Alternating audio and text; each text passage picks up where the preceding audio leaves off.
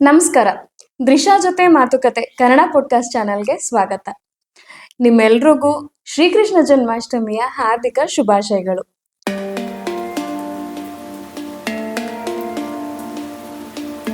ನಮಸ್ಕಾರ. ನಮಸ್ಕಾರ. ಇವತ್ತು ಶ್ರೀಕೃಷ್ಣ ಜನ್ಮಾಷ್ಟಮಿಯ ವಿಶೇಷ ಪಾಡ್ಕಾಸ್ಟ್ ಒಂದನ್ನ ಮಾಡೋಣ ಅಂತ ನಾವು ಮಾತಾಡ್ಕೊಂಡಿದ್ವಿ ಅಲ್ಲ. ಅದ್ರ ಬಗ್ಗೆ ಏನು ಅಂದ್ರೆ ನಾವು ಆಲ್ರೆಡಿ ಕೃಷ್ಣ ಆಸ್ ಅ ಅವತಾರ ನಾವು ಮಾತಾಡಿದ್ದೀವಿ, ಅದನ್ನ ಹೇಳಿದ್ವಿ. ಅಲ್ಲೂ ನಾವು ಪೂರ್ತಿ ಕೃಷ್ಣನ್ ಬಗ್ಗೆ ಏನು ಮಾತಾಡ್ಲಿಲ್ಲ, ಯಾಕಂದ್ರೆ ಇನ್ನೇನ್ ಕೃಷ್ಣ ಜನ್ಮಾಷ್ಟಮಿ ಅಲ್ಲಿ ಜಯ ವಿಜಯರ ಕನೆಕ್ಷನ್ ಏನಿದೆ ಅಷ್ಟನ್ನ ಮಾತಾಡಿದ್ವಿ.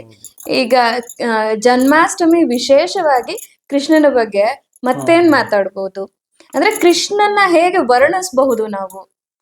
ಕೃಷ್ಣನ ವರ್ಣಿಸೋದು ಅಂತಂದ್ರೆ ಕೃಷ್ಣನ ಪರ್ಟಿಕ್ಯುಲರ್ ಆಗಿ ಇದೆ ಅಂತ ಹೇಳಕ್ ಆಗಲ್ಲ. ಅವರು ಒಬ್ಬ ರಾಜ, ಲೀಡರ್, ಅದೆಲ್ರಿಗೂ ಗೊತ್ತಿದೆ. ಒಬ್ಬ ಏನದು ಒಳ್ಳೆ ಪೊಲಿಟಿಷಿಯನ್, ಅದು ಗೊತ್ತಿದೆ.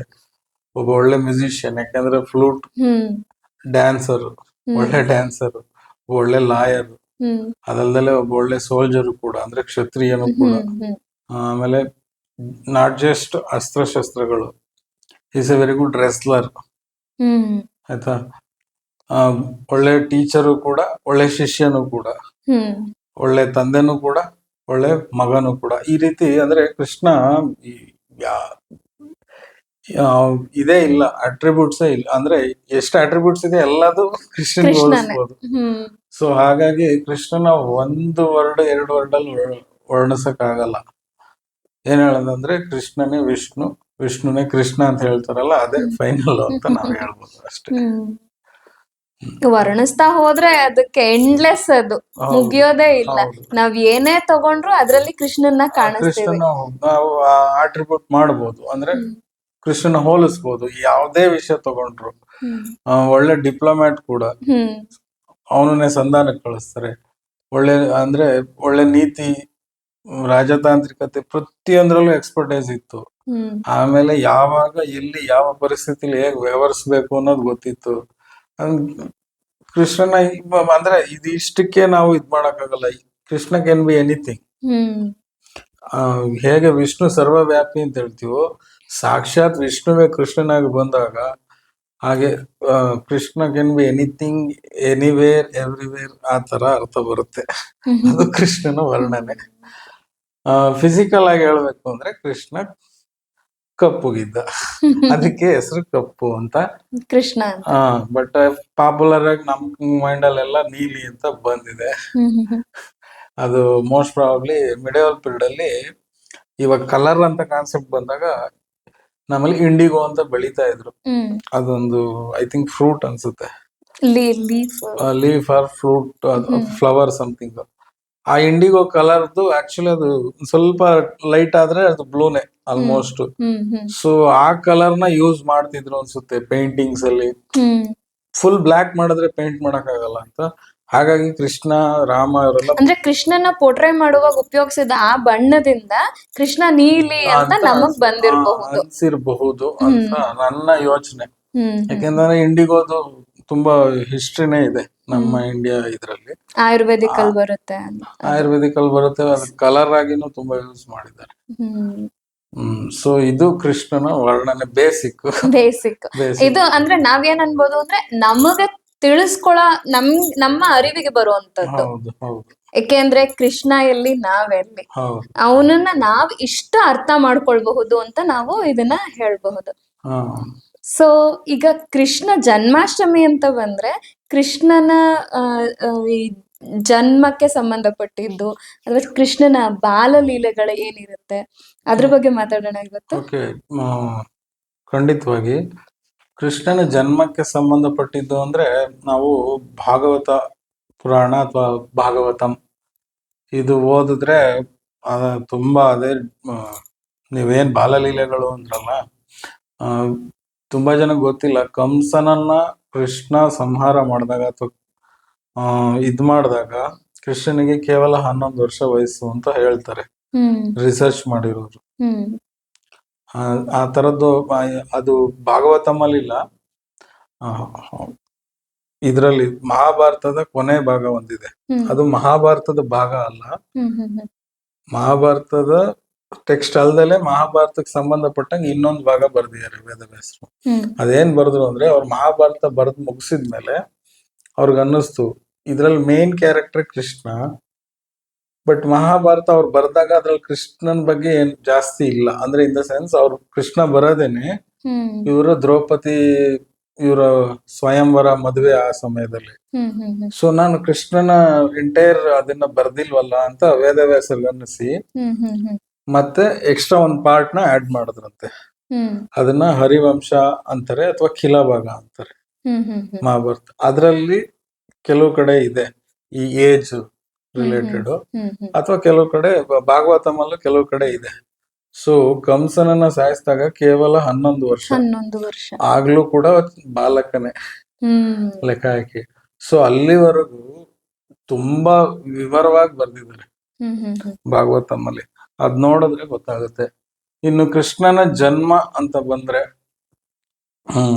ಅದಕ್ಕೂ ಒಂದು ಬ್ಯಾಕ್ ಸ್ಟೋರಿಗಳೆಲ್ಲ ಇದೆ. ವೆರಿ ಫಸ್ಟ್ ಭೂದೇವಿ ಒಮ್ಮೆ ಬ್ರಹ್ಮನ ಹತ್ರ ಹೋಗಿ ಅಳ್ತಾ ಇದ್ಲಂತೆ. ಗೋವಿನ ರೂಪದಲ್ಲಿ ಬ್ರಹ್ಮನ ಹತ್ರ ಹೋಗಿ ಅಳ್ತಾ ಹೋದ್ಲಂತೆ. ಏನು ಅಂತ ಕೇಳಿದಾಗ, ಈ ಎಲ್ಲ ರಾಕ್ಷಸರುಗಳು ಅಧರ್ಮಿಗಳು ಭೂಮಿಯ ಮೇಲೆ ಬೇರೆ ಬೇರೆ ಬೇರೆ ಬೇರೆ ಮನುಷ್ಯರ ರೂಪದಲ್ಲಿ ಹುಟ್ಟಿದ್ದಾರೆ. ಆ ಧರ್ಮದ ಭಾರ ನನಗೆ ತಡೆಯಕ್ಕಾಗ್ತಾ ಇಲ್ಲ ಅಂತ ಭೂದೇವಿ ಕೇಳಿದ್ಲಂತೆ. ಅವಾಗ ಬ್ರಹ್ಮ ಹೇಳಿದಂತೆ, ನೀನು ಅವಳನ್ನ ಸಂತೈಸಿ ಹೇಳಿದಂತೆ, ತಲೆಗೆಡ್ಸ್ಕೊಬೇಡ, ಇನ್ನೇ ಸ್ವಲ್ಪ ಹೊತ್ತಲ್ಲೇ ವಿಷ್ಣುವೇ ಬಂದು ಅವರನ್ನೆಲ್ಲ ಸಂಹಾರ ಮಾಡ್ತಾನೆ, ಆ ಸಮಯ ಹತ್ರ ಆಗಿದೆ ಅಂತ ಹೇಳಿ ಕಳಿಸ್ತಾನೆ. ಸೊ ಇದು ಒಂದು ಬ್ಯಾಕ್ ಸ್ಟೋರಿ. ಇಲ್ಲಿ ಬಂದ್ರೆ ಏನು ಅಂತಂದ್ರೆ, ಇವು ಶೂರಸೇನ ಅಂತ ಈ ಯಾದವರ ರಾಜ, ಅವನ ಮಗ ವಸುದೇವ. ಆಮೇಲೆ ವೀರಸೇನ ಅಂತ ಇನ್ನೊಬ್ಬರ ಯಾದವ ರಾಜ, ಅವನ ಮಗ ಅವನ ಮಗಳು ದೇವಕಿ. ಅವರಿಬ್ರಿಗೂ ಮದುವೆ ನಿಶ್ಚಯ ಆಗತ್ತೆ. ಆ ದೇವಕಿ ಅಣ್ಣ ಕಂಸ, ಅವನು ತಂಗಿ ಮೇಲೆ ತುಂಬಾ ಪ್ರೀತಿ. ಒಂಥರ ಒಳ್ಳೆ ಮನುಷ್ಯನೇ ಕಂಸ. ಮದುವೆ ಆಗುತ್ತೆ. ಕಂಸ ಏನ್ ಮಾಡ್ತಾನೆ, ತಾನೇ ಸ್ವತಃ ತಂಗಿನ ರಥದಲ್ಲಿ ಕೂರಿಸ್ಕೊಂಡು, ತಂಗಿನ ಮತ್ತೆ ಭಾವನ ರಥನ ತಾನೇ ಓಡಿಸ್ತಾ ಇರ್ತಾನೆ. ಅಂದ್ರೆ ಇನ್ನೊಬ್ಬ ಸಾರಥಿನೂ ಬಿಡಲ್ಲ, ಅಷ್ಟು ಪ್ರೀತಿ. ಅವಳನ್ನ ಕಳಿಸ್ಬೇಕಾದ್ರೆ, ಗಂಡನ ಮನೆಗ್ ಕಳ್ಸೋದಕ್ಕೆ ಮದ್ವೆ ಆದ್ಮೇಲೆ ತಾನೇ ಸಾರಥಿಯಾಗಿ ಕರ್ಕೊಂಡು ಹೋಗ್ತಿದ್ನಂತೆ. ಅವಾಗ ಒಂದು ಅಶರೀರವಾಣಿ ಬಂತಂತೆ, ಈಗ ನಿನ್ ತಂಗಿ ಮದ್ವೆ ಎಷ್ಟು ಖುಷಿ ಪಡ್ತಾ ಇದೀಯಾ, ನಿನ್ನ ತಂಗಿಗೆ ಹುಟ್ಟುವ 8ನೇ ಮಗು ನಿನ್ನ ಸಂಹಾರ ಮಾಡ್ತಾನೆ ಅಂತ ಅವನ್ಗೆ ಹೇಳ್ತಂತೆ. ಏನಕ್ಕೆ ಅದನ್ನ ಕೇಳಿದ ತಕ್ಷಣ ಅವನ್ಗೆ ಕಂಸನ್ಗೆ ಸಡನ್ ಆಗಿ ಅವನು ಏನಕ್ಕೆ ಹೀಗಾಗ್ತಿದೆ ಏನು ಅಂತ ಅಂದಾಗ, ಆತನ ಹಿಂದಿನ ಜನ್ಮ ಜ್ಞಾಪಕ ಬಂತಂತ ಅವನ್ಗೆ. ಅವನ ಹಿಂದಿನ ಜನ್ಮದಲ್ಲಿ ಕಾಲನೇಮಿ ಅಂತ ಒಬ್ಬ ರಾಕ್ಷಸನಾಗಿ ಹುಟ್ಟಿದ್ದ.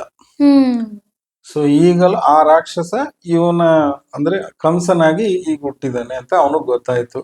ಸಡನ್ ಆಗಿ ಯಾವಾಗ ತನ್ನ ರಾಕ್ಷಸ ಜ್ಞಾಪಕ ಬಂತು, ಅವನಲ್ಲಿ ಕೆಟ್ಟ ಅಧರ್ಮ ಬಂದ್ಬಿಡುತ್ತೆ. ಸೊ ಅವಾಗ ಆ ಕ್ಷಣಕ್ಕೆ ಕೋಪ ಮಾಡಿ ತನ್ನ ತಂಗಿನೇ ಸಂಹಾರ ಮಾಡಕ್ ಹೋಗ್ತಾನೆ. ಇವಳಿದ್ರೆ ತಾನು ಹುಟ್ಟೋದು ಅಂತ. ವಸುದೇವ ಇರ್ತಾನಲ್ಲ, ನೋಡಪ್ಪ ನಿನ್ಗೆ ಈಗಿನ್ನೂ ಮದ್ವೆ ಆಗಿದ್ದಾಳೆ, ಸುಮಂಗಲಿ, ಒಂದು ಪಾಪ ಕಟ್ಕೋಬೇಡ, ನಿನಗೇನು ಮಗುವಿಂದ ಅಲ್ವಾ ಪ್ರಾಬ್ಲಮ್, ನನಗೆ ಹುಟ್ಟೋ ಎಲ್ಲಾ ಮಕ್ಳನ್ನು ನಿನಗೆ ಹುಟ್ಟಿದ ತಕ್ಷಣ ಕೊಡ್ತೀನಿ, ನಿನ್ ಕೈ ಕೊಡ್ತೀನಿ, ಇವಳನ್ನೇನು ಮಾಡ್ಬೇಡ ಅಂತ ತುಂಬಾ ಪರಿಪರಿಯಾಗಿ ರಿಕ್ವೆಸ್ಟ್ ಮಾಡ್ಕೊಂಡು ಅವನನ್ನ ಸಂತೈಸಿ ಹೋಗ್ತಾರೆ. ಸೊ ಹಾಗಾಗಿ ಅವ್ರಿಬ್ರನ್ನ ತಂದು ಕಾರಾಗೃಹದಲ್ಲಿ ಇಡ್ತಾನೆ. ಬಟ್ ಕಂಸ ಅಲ್ಲಿಂದ ಆಚೆಗೆ ಅವನ ದುಷ್ಟತನ ಹೆಂಗೆ ಅಂದ್ರೆ, ಅವನ್ ರಾಕ್ಷಸತ್ವ ಹೆಂಗ್ ಚೇಂಜ್ ಆಗುತ್ತೆ ಅಂದ್ರೆ, ಅಲ್ಲಿ ಸುತ್ತಮುತ್ತ ಇರೋ ರಾಕ್ಷಸರುಗಳು ಎಲ್ಲರೂ ಅವನ್ಗೆ ಫ್ರೆಂಡ್ಸ್. ಅವ್ರದೆಲ್ಲ ಒಂದು ಗ್ಯಾಂಗ್ ಮಾಡ್ಕೊಡ್ತಾನೆ ಅವನು. ತುಂಬಾ ಜನ ರಾಕ್ಷಸರು, ಪ್ರತಿಯೊಬ್ಬ ರಾಕ್ಷಸರು ಏನ ಸರೌಂಡಿಂಗ್ ಅಲ್ಲಿ ಇದ್ರು ಅವರೆಲ್ಲರೂ ಇವನ್ ಫ್ರೆಂಡ್ಸ್. ಸೊ ಅವನು ಆ ನಂತರ ಅದು ಇದು ಎಷ್ಟಾಗುತ್ತೆ ಅಂದ್ರೆ ಸ್ವಂತ ತಂದೆನೂ ಕೂಡ ಜೈಲ್ಗೆ ಹಾಕಿ ಅವನನ್ನು ಬಂಧನ ಮಾಡಿ ರಾಜ್ಯಕ್ಕೆ ಅವನೇ ರಾಜ ಆಗ್ಬಿಡ್ತಾನೆ. ಮಥುರಾ ರಾಜ್ಯಕ್ಕೆ ಅಥವಾ ಮಥುರಾ ಪಟ್ಟಣಕ್ಕೆ ಅವನೇ ರಾಜ ಆಗಿ ತುಂಬಾ ಅಧರ್ಮಿಯಾಗಿ ಮುಂದುವರೆದು ಬಿಡ್ತಾನೆ. ಸೊ ಏನಾಗುತ್ತೆ, ಇವನ ಆ ಟೈಮಲ್ಲಿ ಕೆಲವು ಇನ್ನೊಂದು ಕಥೆಯಲ್ಲಿ ಏನ್ ಹೇಳುತ್ತೆ, ನಾರದ್ರು ಬಂದು ಹೇಳ್ತಾರೆ ಅವನು 8ನೇ ಮಗು ಹುಟ್ಲಿ ಅಂತ ಕಾಯ್ತಿರ್ತಾನೆ. ಮೊದಲನೇ ಮಗು ಹುಟ್ಟಿದಾಗ ಅದಕ್ಕೇನು ಮಾಡಕ್ ಹೋಗಲ್ಲ, ಮಾಡ್ಬೇಕು ಅಂತ ಅವ್ನ ಮನ್ಸಲ್ಲಿ ಇರಲ್ಲ. ನಾರದ್ರು ಬಂದು ಹೇಳ್ತಾರೆ 8ನೇದು ಅಂತ ಇದೆಯಲ್ಲ, ಯಾವ ಕಡೆಯಿಂದ ಕೌಂಟಿಂಗ್ ಹೆಂಗ್ ಮಾಡ್ತೀಯ, ಕೊನೆಯಿಂದ 8ನೇದ ಮೊದಲನೇ, ಈ ತರ ಕನ್ಫ್ಯೂಸ್ ಮಾಡಿ ಅವ್ರ ಎಲ್ಲಾ ಮಕ್ಳನ್ನು, ಅಂದ್ರೆ ಅವ್ನ್ಗ ಹಂಗ ಅನ್ಸಿದ ತಕ್ಷಣ ಆಯ್ತು ಎಲ್ಲಾ ಮಕ್ಳನ್ನು ಸಾಯಿಸ್ತೀನಿ ಅಂತ. ನಾರದ್ರ ಇಂಟೆನ್ಷನ್ ಏನು ಅಂದ್ರೆ ಅವ್ನ್ ಸಾಯಿಸ್ಲಿ ಅಂತ ಅಲ್ಲ, ಅವನ ಅಧರ್ಮ ಜಾಸ್ತಿ ಆಗ್ಲಿ ಅಂತ. ಆದಷ್ಟು ಬೇಗ ಅದೇ ಈಗ ಈಗಿನ ಲ್ಯಾಂಗ್ವೇಜ್ ಅಲ್ಲಿ ಪಾಪದ ಕೊಡ ತುಂಬಬೇಕು ಅಂತ ಹೇಳ್ತಾರಲ್ಲ, ಆ ಅರ್ಥದಲ್ಲಿ. ಸೊ ಹಂಗ್ ಮಾಡಿದ್ರೆ ವಿಷ್ಣು ಬೇಗ ಬರ್ತಾನೆ ಭೂಮಿ ಮೇಲೆ ಅಂತ ನಾರದ್ರ ಇಂಟೆನ್ಷನ್. ಸೊ ಹಿಂಗ ಆಗ್ತಾ ಇರುತ್ತೆ. ಈ ಟೈಮಲ್ಲಿ ವಿಷ್ಣು ಗೊತ್ತಾಗುತ್ತೆ ಈಗ ಆಗ್ತಿದೆ ಅಂತ. ಅವಾಗ ಐ ಥಿಂಕ್ 7ನೇ ಮಗುವಾಗಿ ಶೇಷನಾಗರು ಇದೆ ಇವ್ರ ದೇವಕಿ ಹೊಟ್ಟೆಯಲ್ಲಿ ಇದಾಗ್ತಾರೆ. ಅವಾಗ ತನ್ನೊಳಗಿದ್, ನಾನು ಒಂದ್ಸರಿ ಒಂದು ಕಥೆಯಲ್ಲಿ ಹೇಳಿದ್ದೆ, ತನ್ನೊಳಗೆ ಯೋಗ ಮಾಯೆ ಅಂದ್ರೆ ಶಕ್ತಿ ಮಾಯಾ ರೂಪದಲ್ಲಿ ವಿಷ್ಣು ಒಳಗಿರ್ತಾನೆ ಅಂತ. ಆಕೆನೆ ಅಂದ್ರೆ ಕಾಳಿ ಶಕ್ತಿ. ಆಕೆ ಹೇಳಿ ಅವಳ ಮಾಯೆಯಿಂದ ಆ ದೇವಕಿ ಹೊಟ್ಟೆಯಲ್ಲಿ ಇದ್ದಿದ್ದ ಇದು ಮಗುನ ರೋಹಿಣಿ ಹೊಟ್ಟೆಗೆ ಟ್ರಾನ್ಸ್ಫರ್ ಮಾಡ್ತಾರೆ. ರೋಹಿಣಿ ಯಾರು ಅಂತಂದ್ರೆ ಅವಳು ಕೂಡ ವಸುದೇವನ ಹೆಂಡ್ತಿನೇ. ಬಟ್ ಏನಂದ್ರೆ ಅವಳನ್ನ ವಸುದೇವ ಸಪರೇಟ್ ಆಗಿ ಅವನ ರಿಲೇಟಿವ್ ನಂದ, ಕೃಷ್ಣನ ಯಾರು ಸಾಕು ತಂದೆ ಆಗ್ತಾರಲ್ಲ ಮುಂದೆ, ಅವ್ರ ರಾಜ್ಯದಲ್ಲಿ ಎಲ್ಲಿದು ವ್ರಜ ಅಂತ, ಮುಂಚೆ ವ್ರಜ ಅಂತ ಇರುತ್ತೆ, ಅಂದ್ರೆ ವ್ರಜದಲ್ಲಿ ಇರ್ತಾರ ಅವರು. ವ್ರಜಕ್ಕೆ ಅಲ್ಲಿ ಅವನ ಹತ್ರ ಬಿಟ್ಟಿರ್ತಾನೆ. ಸೊ ದೇವಕಿಯಿಂದ ಟ್ರಾನ್ಸ್ಫರ್ ಮಾಡ್ತು ಅಂತ ಕೆಲವು ಕಥೆಯಲ್ಲಿ ಇದೆ. ಸೊ ಅವಾಗ ಶೇಷನಾಗ ರೋಹಿಣಿ ಹೊಟ್ಟೆಯಲ್ಲಿ ಹುಟ್ಟತಾನೆ. ನಂತರದಲ್ಲಿ ದೇವಕಿ ಹೊಟ್ಟೆಯಲ್ಲಿ ಸ್ವತಃ ವಿಷ್ಣು ಹುಟ್ಟತಾನೆ.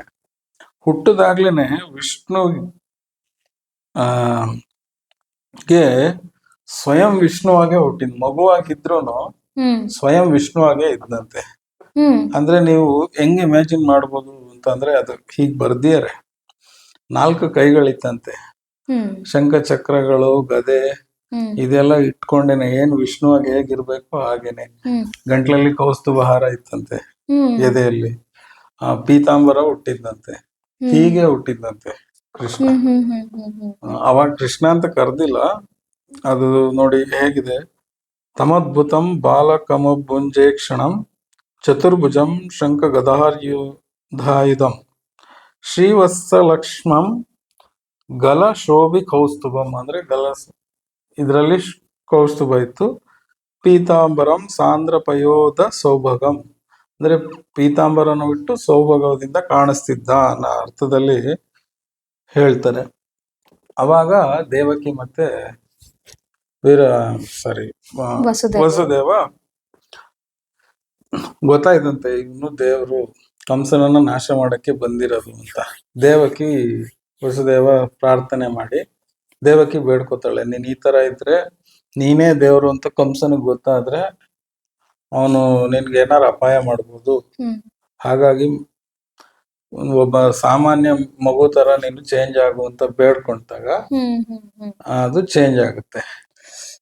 ಚೇಂಜ್ ಆಗಿ ನಾರ್ಮಲ್ ಮಗು ತರ ವಿಷ್ಣು ಚೇಂಜ್ ಆಗ್ತಾರೆ. ಚೇಂಜ್ ಆದ್ಮೇಲೆ ಅಶರೀರವಾಣಿಲಿ, ಮಗು ಮಾತಾಡಲ್ಲ, ಅಶರೀರವಾಣಿಲಿ ಹೇಳ್ತಾರೆ ವಸುದೇವನಿಗೆ, ನೀವು ಈಗಲೇ ವ್ರಜಕ್ಕೆ ಹೋಗಿ ಅಲ್ಲಿ ಇವಳು ಹುಟ್ಟಿದಾಳೆ, ನಂದಗೋಪನ ಹೆಂಡತಿಗೆ ಒಂದು ಮಗು ಹುಟ್ಟಿದೆ, ಅದನ್ನ ಎಕ್ಸ್ಚೇಂಜ್ ಮಾಡ್ಕೊಳ್ಳಿ ಅಂತ ಹೇಳ್ತಾಳೆ. ಅದು ಮುಂಚೆನೆ ಮಾಯೆಗೆ, ಕಾಳಿಗೆ ವಿಷ್ಣು ಹೇಳಿರ್ತಾರೆ ನೀನ್ ಅಲ್ಲಿ ಹುಟ್ಟಬೇಕು ಅಂತ. ಸೊ ಯಶೋದೆಗೆ ಮಗುವಾಗಿ ಆ ಹೆಣ್ಣು ಮಗು ಹುಟ್ಟಿರುತ್ತೆ. ಸೊ ತಗೊಂಡು ಹೋಗ್ತಾರೆ. ಆ ಅಲ್ಲಿ ಯೋಗ ಮಾಯ ಹುಟ್ಟಿದ್ರಿಂದ ಶಕ್ತಿ, ನಾನು ಯಾಕೆ ಮಾಯ ಅಂತಿದ್ದೀನಿ ಅಂದ್ರೆ ಅದ್ರಲ್ಲಿ ಇದೆ. ಅವಳ ಮಾಯೆಯಿಂದ ಅದು ಯಾರಿಗೂ ಗೊತ್ತಿಲ್ಲ. ಮಗು ಹುಟ್ಟಿದೆ, ಬಟ್ ಅಲ್ಲಿ ಯಾರಿಗೂ ಏನ್ ಆಗ್ತಿದೆ ಅನ್ನೋದು ಗೊತ್ತಿಲ್ಲ. ಸೊ ಇಲ್ಲಿ ವಸುದೇವ ಇಲ್ಲಿ ವಿಷ್ಣುವಿನ ಶಕ್ತಿಯಿಂದ ಅದು ತಾನಾಗೆ ಗೇಟ್ಗಳೆಲ್ಲ ತೆಗೆದುಕೊಂಡಂತೆ, ಬೀಗ ಎಲ್ಲ ಬಿಚ್ಕೊಂತಂತೆ ಹೊರಗ್ ಬಂದ್ರಂತೆ. ಯಮುನಾ ನದಿ ಸಿಗುತ್ತೆ. ಯಮುನಾ ನದಿನ ದಾಟಕ್ಕೆ, ಅದು ತುಂಬಾ ಮಳೆಗಾಲ ಅಲ್ವಾ, ಆಬ್ವಿಯಸ್ಲಿ ಕೃಷ್ಣ ಜನ್ಮಾಷ್ಟಮಿ ಮಳೆಗಾಲದಲ್ಲಿ ಬರೋದು, ತುಂಬಾ ಜೋರಾಗಿ ಹರಿತಿತ್ತಂತೆ. ಅದೊಂದು ಹೇಳ್ತಾರೆ. ಇನ್ನೊಂದು ಹೆಂಗ್ ವರ್ಣಿಸ್ತಾರೆ ಅಂತಂದ್ರೆ, ವಿಷ್ಣುವಿನ ನೋಡಿ ಯಮುನಾ ನದಿ ತುಂಬಾ ಖುಷಿಯಾಗ್ಬಿಡ್ತಂತೆ. ಅದಕ್ಕೆ ಅವಳು ತುಂಬಾ ಬೋರ್ಗರತವಾಗಿ ಇದು ಈಗ ತಲೆ ಮೇಲೆ ಬುಟ್ಟಿಯಲ್ಲಿ ಇಟ್ಕೊಂಡಿದ್ದಲ್ಲ, ಆ ಕಾಲು ಹಿಂಗೀಚೆ ಬಂದಿರುತ್ತಲ್ಲ ಮಗುದು, ಸ್ವಲ್ಪನಾದ್ರೂ ವಿಷ್ಣುವಿನ ಕಾಲ್ಗೆ ನನ್ನನ್ನ ಟಚ್ ಮಾಡ್ಕೋಬೇಕು ಅನ್ನೋ ಖುಷಿಗೆ ಯಮುನಾ ನದಿ ಬೋರ್ಗರವಾಗಿ ಹರಿದ್ಲಂತೆ. ಅವಾಗ ಅಂತ ವರ್ಣಿಸ್ತಾರೆ. ಆಕ್ಚುಲಿ ಮಳೆಗಾಲ, ಅದು ಆಬ್ವಿಯಸ್ಲಿ ನದಿ ಜೋರಾಗಿ ಹರಿತಿರತ್ತೆ. ಸೊ ಕಾಲು ನೀರಿಗೆ ಟಚ್ ಆದ ತಕ್ಷಣ ಜಾಗ ಬಿಟ್ಕೊಡ್ತು ಅಂತ ಹೇಳ್ತಾರೆ. ಸೊ ಜಾಗ ಬಿಟ್ಟು ನದಿನ ಕ್ರಾಸ್ ಮಾಡಿದ್ರು ಅಂತ ಭಾಗವತಮಲ್ಲಿ ಇದೆ. ಸೊ ಹಂಗ ಹೋಗಿ ಅವರು ಚೇಂಜ್ ಮಾಡ್ಕೊಂಡ್ ಬರ್ತಾರೆ. ಬಟ್ ಇಲ್ಲಿ ಇನ್ನೊಂದು ವಿಷಯ ಹೇಳ್ಬೇಕು. ನೀವು ನೋಡಿ, ರಜಾ ಅಥವಾ ಬೃಂದಾವನಕ್ಕೆ ಮಥುರಾ ಇಂದ ಹೋದ್ರೆ ಯಮುನಾ ನದಿ ಕ್ರಾಸ್ ಮಾಡೋ ಅಗತ್ಯ ಇಲ್ಲ. ನದಿ ಈ ಕಡೆ ಇದೆ ಅಂದ್ರೆ ಇಲ್ಲಿ ಬೃಂದಾವನ ಇದೆ, ಈ ಕಡೆನೆ ಮಥುರಾ ಇಲ್ಲಿದೆ, ಬೃಂದಾವನ ಇಲ್ಲೇ ಇದೆ. ಅಲ್ಲಿ ದಾರಿ ಮಾಡ್ಕೊಟ್ಲು ಅಂತ ಪಾಪ್ಯುಲರ್ ಆಗಿ ಬಂದ್ಬಿಟ್ಟಿದೆ. ಆಕ್ಚುಲಿ ದಾರಿ ತೋರ್ಸುದ್ಲು ಅಂತ. ಕತ್ಲಲ್ಲಿ ಆತನಿಗೆ ಬೃಂದಾವನಕ್ಕೆ ಹೋಗೋದು ಹೇಗೆ ಅಂತ ಗೊತ್ತಿಲ್ಲ, ಕಾಡಲ್ಲಿ ಹೋಗಕ್ಕಾಗಲ್ಲ. ಅದಕ್ಕೆ ಏನ್ ಮಾಡ್ದ, ನದಿ ದಂಡೆ ಮೇಲೆ ನಡ್ಕೊಂಡು ಹೋಗಿ ಸೇರ್ದ ಅಂತ ಕೆಲವ್ರು ಎಕ್ಸ್ಪರ್ಟ್ಸ್ ಹೇಳ್ತಾರೆ. ನದಿಯನ್ನು ದಾಟ್ಲಿಲ್ಲ ಅಂತ. ಬಟ್ ಏನಂದ್ರೆ ಪಾಪ್ಯುಲರ್ ಆಗಿ ಆ ನದಿ ದಾಟರು ಅಂತ ಭಾಗವತಲ್ಲೂ ಅಲ್ಲೇ ಹಾಗೆ ಇರೋದು. ನದಿ ಹಿಂಗೆ ಇಬ್ಬಾಗ ಯಾವ ರೀತಿ ಹೇಳ್ತಾರೆ ಅಂದ್ರೆ, ಶ್ರೀರಾಮಚಂದ್ರನಿಗೆ ಸಮುದ್ರವೇ ದಾರಿ ಮಾಡ್ಕೊಟ್ಟಂಗೆ ಈಗ ವಸುದೇವನಿಗೆ ದಾರಿ ಮಾಡ್ಕೊಡ್ತು ಅಂತ. ಆ ಟೈಮಲ್ಲಿ ಶೇಷ ಬಂದು ಮಳೆ ನೀರ್ ಬೀಳ್ದೆ ಇದ್ದಂಗೆ ಬಂತು, ಇದೆಲ್ಲ ಎಕ್ಸ್ಪ್ಲೈನ್ ಮಾಡಿದ್ದಾರೆ. ಇದೇನಂತಂದ್ರೆ, ಇನ್ ರಿಯಾಲಿಟಿಲಿ ಹಿಂಗ್ ಆಗಿಲ್ದೆಲ್ಲ ಇರ್ಬೋದು, ಬಟ್ ಕಾವ್ಯ ರೂಪಕವಾಗಿ ಹೇಳುವಾಗ ಈ ರೀತಿ ಹೇಳಿದ್ದಾರೆ. ಸೊ ಅದು ಏನದು ಅಂದ್ರೆ ವಿಜುವಲಿ ಚೆನ್ನಾಗಿರುತ್ತೆ. ಸೊ ಹೀಗಾಗುತ್ತೆ, ಚೇಂಜ್ ಮಾಡ್ಕೊಂಡ್ ಬರ್ತಾರೆ. ಸೊ ಮಾಯೆಯಿಂದ ಅದು ಗೊತ್ತಾಗಲ್ಲ. ಸೊ ನಂತರ ವಾಪಸ್ ತಂದಿಟ್ಟ ಮೇಲೆ ಹೆಣ್ಣು ಮಗುನ ಅಲ್ಲಿಂದ್ರೆ ಗಂಡು ಮಗುನ ಅಲ್ಲಿಟ್ಟು ಹೆಣ್ಣು ಮಗುನ ತಗೊಂಡ್ಬಂದು ಇವ್ರ ಹತ್ರ ಇಟ್ಕೊಂತಾರೆ. ಅವಾಗ ಮಗು ಹೊತ್ತಾಗ ಏನದು ಕಂಸನಿಗೆ ಗೊತ್ತಾಗುತ್ತೆ, ಎಲ್ರಿಗೂ ಗೊತ್ತಾಗುತ್ತೆ. ಕಂಸ ಬಂದು ಆ ಮಗು ಸಾಯ್ಸಕ್ ಹೋಗ್ತಾನೆ. ಫಸ್ಟ್ ಬೇಡ್ಕೋತಾರೆ, ಇದು ಹೆಣ್ಣು ಮಗು ಬೇಡಪ್ಪ, ಹೆಣ್ಮಗು ಏನ್ ಮಾಡುತ್ತೆ ಅಂತ. ಆದ್ರೂ ಅವನು ಒಪ್ಪಲ್ಲ. ಹಿಂಗೆ ಒಂದು ಕಲ್ಲಿಗೆ ಹೊಡೆದು ಮಗುನ ಹಿಂಗೆ ಎಸ್ದು, ಬಾಲ್ ತರ ಹಿಂಗೆ ಎಸ್ದು ಸಾಯಿಸೋಣ ಅಂತ ಅನ್ಕೊಂತಾನೆ ಯಾರು, ಕಂಸ. ಬಟ್ ಹಿಂಗೆ ಎಸದ ತಕ್ಷಣ ಅದು ಕಾಳಿಯಾಗಿ ನಿಂತ್ಕೊಂಡು, ನಿನ್ನೊಂದ್ ಸಾಯಿಸೋನ ಆಲ್ರೆಡಿ ಹುಟ್ಟಿದಾನೆ, ಹುಷಾರಾಗಿಲ್ಲ ಅಂತ ಅವನ್ಗೆ ಏನಂತಾರೆ, ವಾರ್ನಿಂಗ್ ಕೊಟ್ಬಿಟ್ಟು ಮಾಯ ಆಯ್ತಂತೆ. ಸೊ ಇದು ಪಾಪ್ಯುಲರ್ ಗೊತ್ತಿರೋ ಸ್ಟೋರಿ. ಅದ್ರಲ್ಲಿರೋ ಹೊಸ ವಿಷಯಗಳು ನಾನು ಹೇಳ್ಕೊಂಡು ಹೋಗ್ತೀನಿ. ಸೊ ನಂತರ ಅಲ್ಲಿ ಇದು ಮುಗೀತು, ಇಲ್ಲಿ ಕಂಸನ ಹತ್ರ ಸ್ಟೋರಿ ಮುಗೀತು. ಕೃಷ್ಣ ಇಲ್ಲಿ ಹುಟ್ಟಿದ್ದು, ಅಲ್ಲಿ ಬೆಳಗ್ಗೆ ನೋಡಿದಾಗ ಮಗು ಇದೆ.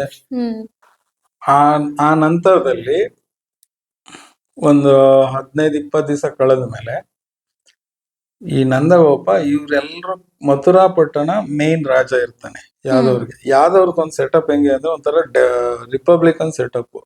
ಸಣ್ಣ ಸಣ್ಣ ರಾಜರುಗಳು ತುಂಬಾ ಜನ ಇದ್ದಾರೆ, ಒಂದು 16-17 ರಾಜರು. ಅವ್ರಿಗೆಲ್ಲ ಮೇಲ್ಗಡೆ ಇನ್ನೊಬ್ಬ ಮೇನ್ ಯಾದವ ರಾಜ ಇರ್ತಾನೆ, ಅವನು ವೀರಸೇನ. ಈಗ ಅವನ ಜಾಗದಲ್ಲಿ ಕಂಸ ಇದ್ದಾನೆ. ಇವರೆಲ್ಲ ಅವಾಗ ಬಂದು ಇದ್ ಕೊಡ್ಬೇಕು ಅವನಿಗೆ, ಕಪ್ಪನೋ ಅಥವಾ ಟ್ಯಾಕ್ಸ್ ಆತರ, ತಿಂಗಳಿಗೆ ಇಷ್ಟು ಅಂತಾನೋ 3 ತಿಂಗಳಿಗೆ ಆತರ ನಂದಗೋಪ ಕೊಡಕ್ ಬಂದಾಗ ಇವನನ್ನ ಮೀಟ್ ಮಾಡ್ತಾನೆ ವಸುದೇವನ. ಅವಾಗ ಅವನ್ ಹೇಳ್ತಾನೆ, ನಿಮ್ಮ ರೋಹಿಣಿ ಮಗ ಅಲ್ಲಿದ್ದಾನೆ, ಬೆಳಿತಾ ಇದ್ದಾನೆ ಅಂತ. ಇವನು ಹೇಳ್ತಾನೆ, ನಿನ್ಗೆ 8 ಜನ ಮಕ್ಕಳು ತೀರೋದ್ರು ಅಂತ ಕೇಳ್ಬಿಟ್ಟೆ. ಅಂದ್ರೆ ಅಲ್ಲಿ ಏನ್ ಹೇಳ್ತಾ ಇದೆ ಅಂದ್ರೆ, ನಂದಗೋಪಂಗೆ ಎಕ್ಸ್ಚೇಂಜ್ ಮಾಡಿರೋದು ಗೊತ್ತೇ ಇಲ್ಲ. ಗೊತ್ತೇ ಇಲ್ಲ. ವಸುದೇವನ ಅವ್ನಿಗೇನು ಹೇಳಲ್ಲ. ಬಟ್ ಅವ್ರಿಬ್ರು ಮೀಟ್ ಮಾಡಿ ಮಾತಾಡ್ಕೊಂತಾರೆ. ವಸುದೇವಂಗ್ ಅನ್ಸುತ್ತೆ ಓಹೋ ನನ್ ಮಗ ಅಲ್ಲಿ ಆರಾಮಾಗಿದ್ದಾನೆ ಅನ್ನೋದೊಂದು ಕನ್ಫರ್ಮೇಶನ್ ಸಿಗುತ್ತೆ. ಸೊ ಇದಾಗಿ ಒಂದು 2 ತಿಂಗಳ ನಂತರದಲ್ಲಿ ಕಂಸ ಏನ್ ಮಾಡ್ತಾನೆ, ಅವನು ಗೊತ್ತಿರೋ ಎಲ್ಲಾ ರಾಕ್ಷಸನ ಕರೆದು ಚಿಕ್ಕ ಚಿಕ್ಕ ಮಕ್ಳು ಯಾರು ಇರ್ತಾರೋ ಅವ್ರನ್ನೆಲ್ಲ ಸಂಹಾರ ಮಾಡಿ ಅಂತ ಅಂತಾರೆ. ಅವಾಗ ಬರೋದು ಈ ಕಥೆಯ ಫಸ್ಟ್ ವಿಲನ್. ಕಂಸ ಆದ್ಮೇಲೆ ಫಸ್ಟ್ ಒಂದು ಇದು ಬರೋದು ಪೂತನಿ. ಆ ಕತೆ ಎಲ್ರಿಗೂ ಗೊತ್ತಿದೆ. ಅವಳು ದೊಡ್ಡ ರಾಕ್ಷಸಿ. ಅವಳು ಸಾಮಾನ್ಯ ಹೆಂಗಸಿನ ತರ ವೇಷ ಮಾಡ್ಕೊಂಡ್ ಬಂದು ಯಾರು ಇಲ್ದಿರೋ ಟೈಮಲ್ಲಿ ಕೃಷ್ಣನ್ ಎತ್ಕೊಂಡು ಅವಳು ಎದೆ ಹಾಲು ಕುಡಿಸಕ್ ಹೋಗಿ, ಬಟ್ ಅಲ್ಲಿಗೆ ವಿಷ ಬಳ್ಕೊಂಡ್ ಬಂದಿರ್ತಾಳೆ ತನ್ನ ಎದೆಗೆ. ಆ ಎದೆ ಹಾಲು ಕುಡಿಸ್ತೀನಿ ಅಂತ ಹೇಳಿ ಕೃಷ್ಣನ ಸಾಯಿಸ್ಬೇಕು ಅಂತ ನೋಡ್ತಾಳೆ. ಬಟ್ ಕೃಷ್ಣನಿಗೆ ಅದು ಗೊತ್ತಾಗಿ ಅವಳ ಪ್ರಾಣವನ್ನೇ ಹೀರ್ಬಿಡ್ತಾನೆ, ಹೀರಿ ಸಾಯಿಸ್ತಾನೆ. ಆಮೇಲೆ ಎಲ್ರು ಬಂದ್ ನೋಡಿದಾಗ ಅವಳು ಸತ್ತು ಬಿದ್ದಿರ್ತಾಳೆ ರಾಕ್ಷಸ ರೂಪದಲ್ಲಿ. ಕೃಷ್ಣ ಅಲ್ಲಿ ಅವಳ ಮೇಲೆ ಬಿದ್ದು ಆಟ ಆಡ್ತಾ ಇರ್ತಾನೆ. ಸ್ನೇಹಿತರೆ, ನಮ್ಮ ದೃಶ್ಯ ಜೊತೆ ಮಾತುಕತೆ ಕನ್ನಡ ಪಾಡ್ಕಾಸ್ಟ್ ಚಾನಲ್ಗೆ ನೀವೇನಾದ್ರೂ ಮೊದಲನೇ ಬಾರಿ ಬರ್ತಾ ಇದ್ರೆ ದಯವಿಟ್ಟು ನಮ್ಮ ಚಾನಲ್ನ ಸಬ್ಸ್ಕ್ರೈಬ್ ಮಾಡ್ಕೊಳ್ಳಿ. ಹಾಗೆಯೇ ಬೆಲ್ ಐಕಾನ್ ಅನ್ನ ಪ್ರೆಸ್ ಮಾಡಿ ನಮ್ಮ ಎಲ್ಲ ನೋಟಿಫಿಕೇಶನ್ಗಳು ನಿಮಗೆ ಸಿಗುತ್ತೆ. ಹಾಗೆಯೇ ನಮ್ಮ ಬೇರೆ ವಿಡಿಯೋಗಳನ್ನು ಕೂಡ ವೀಕ್ಷಿಸಿ ಮತ್ತು ನಿಮ್ಮ ಫ್ರೆಂಡ್ಸ್ ಅಂಡ್ ಫ್ಯಾಮಿಲಿ ಜೊತೆ ಶೇರ್ ಮಾಡ್ಕೊಳ್ಳಿ. ಮತ್ತು ನಮ್ಮ ವಿಡಿಯೋ ನಿಮಗೆ ಇಷ್ಟ ಆಯಿತು ಅಂದರೆ ಲೈಕ್ ಕೊಡೋದನ್ನು ಮರಿಬೇಡಿ. ನಿಮ್ಮಲ್ಲೇನಾದರೂ ಕ್ವಶನ್ಸ್ ಇದ್ದರೆ ಅಥವಾ ಸಜೆಷನ್ಸ್ ಇದ್ದರೆ ದಯವಿಟ್ಟು ಕಮೆಂಟ್ ಬಾಕ್ಸ್ನಲ್ಲಿ ಮೆನ್ಷನ್ ಮಾಡಿ. ಇನ್ನೊಂದು ವಿಶೇಷ ಎಪಿಸೋಡ್ನಲ್ಲಿ ಮತ್ತೆ ಸಿಗೋಣ. ನಮಸ್ಕಾರ.